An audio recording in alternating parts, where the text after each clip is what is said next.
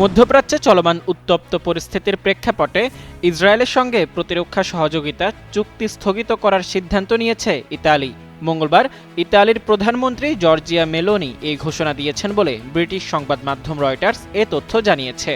ইতালীয় সংবাদ সংস্থাগুলোর বরাত দিয়ে দেশটির প্রধানমন্ত্রী মেলোনি বলেন, বর্তমান পরিস্থিতির কথা বিবেচনা করে সরকার ইসরায়েলের সঙ্গে প্রতিরক্ষা চুক্তি স্থগিত করার সিদ্ধান্ত নিয়েছে। দেশটির প্রতিরক্ষা মন্ত্রণালয়ের একটি সূত্র জানিয়েছে, এই সিদ্ধান্তের ফলে ইতালি এখন থেকে ইসরায়েলের সঙ্গে সামরিক প্রশিক্ষণের ক্ষেত্রে আর কোনো সহযোগিতা করবে না।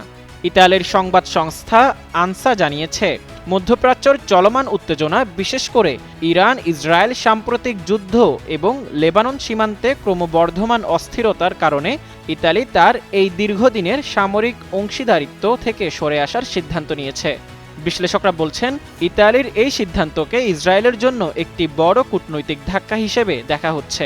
এই পদক্ষেপের মাধ্যমে ইতালি স্পষ্ট করে দিল যে বর্তমান যুদ্ধ পরিস্থিতিতে তারা ইসরায়েলকে সামরিক বা প্রযুক্তিগত সহায়তা অব্যাহত রাখতে আগ্রহী নয়।